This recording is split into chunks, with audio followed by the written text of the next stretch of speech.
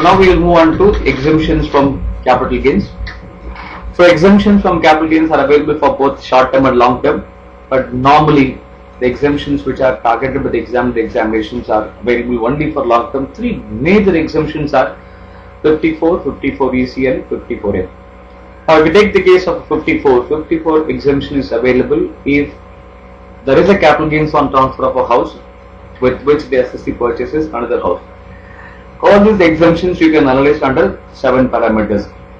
Parameter number 1, who is eligible for exemption? The exemption is available only for an individual or HUF. The second point, what should be the capital asset transferred? The capital asset transfer should be a residential house, income of which is chargeable tax under IHP. So where I should reinvest? I should reinvest the capital gains in another residential house. Now what is the time limit for me putting the money? I had to buy another house within 1 year before, 2 years after the date of transfer if I am going to go for a purchase. If I am going to construct, I should construct the new house within a period of 3 years from the date of residential house. Right. So what will be the amount exempt from tax if I satisfy all the conditions? Now if I am going to satisfy the conditions, the amount invested or capital gains, whichever is less, is going to be my exemption. Now in order to ensure that the people don't get the exemption sale of the asset, there is a condition that for a period of 3 years, you should not sell the house. Now what will happen if you sell the house within a period of 3 years? Then whatever amount which you already got as an exemption will be reduced from the cost of acquisition. So your cost of the new house is reduced by amount exempt from tax under section 54. Now what are the key points? You have more time to invest, but your filing date is 31st of July or 30th of September.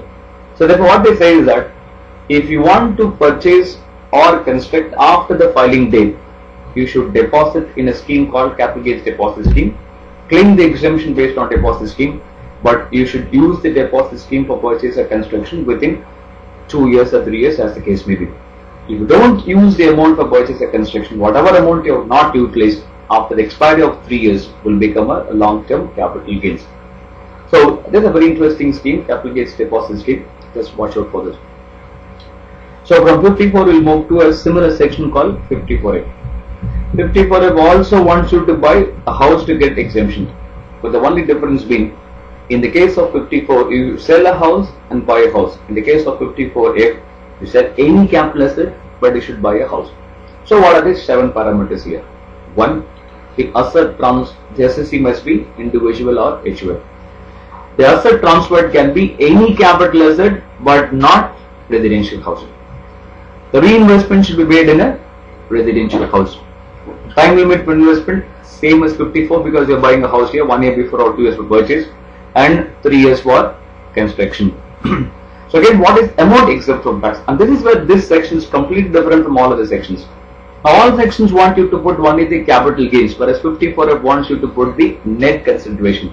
That means if you have invested more than the net consideration, then it will be fully exempt from tax. If you are not putting your net consideration, which is your full value of consideration minus expenses, then you are only going to be allowed a proportionate exemption on the basis of amount invested by net consideration into capital gains. The very important point in 54F is one reason why it frequently makes the examination. Another interesting dimension is, in the case of 54, we talked about the cost of acquisition will be reduced by the amount exempt from tax if you go to sell the new asset within a period of 3 years. The only condition 54 is you should not sell the new asset for a period of 3 years. Whereas in 54F, there are certain additional conditions that are also there. That is, you should not own any house other than the new house on the date of transfer. You should not purchase for a period of 2 years any other house other than the new house. You should not construct for a period of 3 years any other house other than the new house. What if you violate the conditions? If you violate the conditions in the year of violation, whatever exemption you have obtained will be taken as a long-term capital gains. What is important to note, unlike 54 where the cost is going to be reduced, in case of 54F, the exemption will be withdrawn as a long-term capital gains in the year of violation. So that is a very important noticeable point you have in the case of 54F. Additional conditions, exemption withdrawal is different, exemption itself is different. So these are the 3 points which you should very carefully note in the exam. Moving on to the next very popular section, which is 54EC, which is available for all assessees, all capital assets. So if you are going to invest any capital gains which is long term into a specified asset, you are eligible for exemption under 54EC.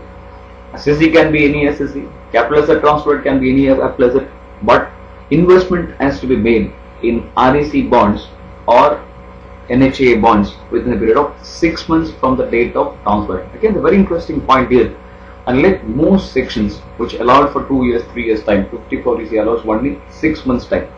All SSC, all capital asset, sub 1 year time limit, everything very interesting in the case of 54EC. So if you satisfy the conditions, same like 54, capital gains or amount exempt, whichever is less is going to be your exemption.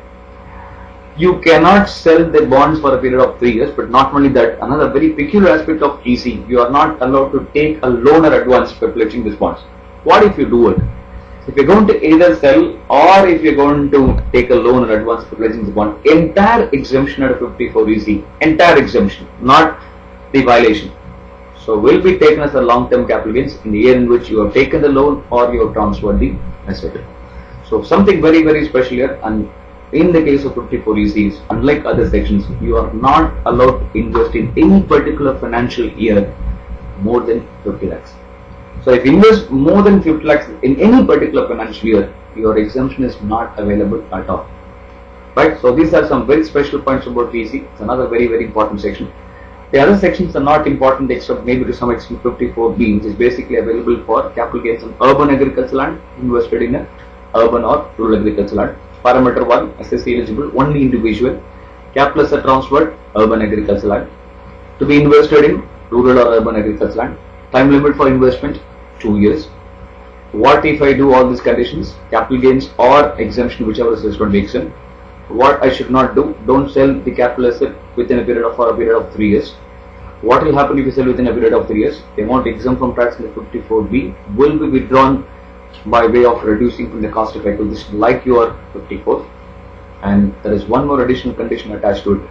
The SSC or its parents should have used the land for a period of 2 years for agricultural purposes.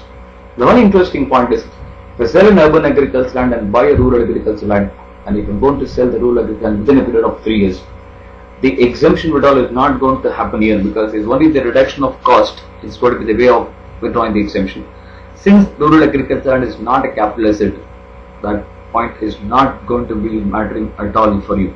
So that means if you're going to invest in a rural agricultural land itself the very next day, the tax implications will be nil because rural agricultural land is not a capital asset and you are not worried about the cost being taken as 0, 1, 2 or any amount. So the other 3 exemptions are not that important, so let's not try to spend time on the same. Apart from it, there are 2 more exemptions are given under section 10. One is 1037 and 1038.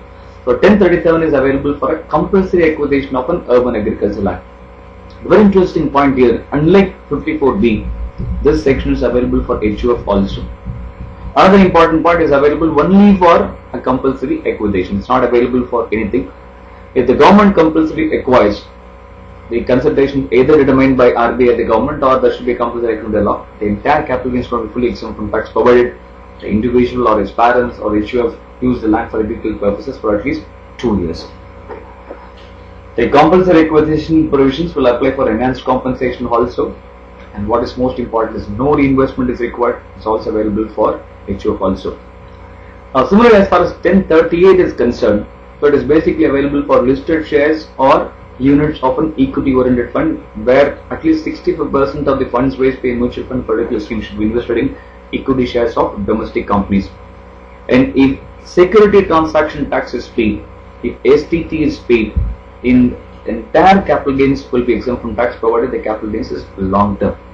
The most important criteria is STT should be paid here. Once STT is paid, entire capital gains will be exempt from tax. What if the capital gains is short term? The government says we will give you a concession rate of tax of 15% under 111(8). So in the case of a listed shares or units of a equity oriented fund sold after 12 months, fully exempt, sold within 12 months, you have to pay only 15% tax. Very important section from your examination perspective. So we'll continue the other parts of the section which we call it as part 3 of capital gains in our next slide. Thank you.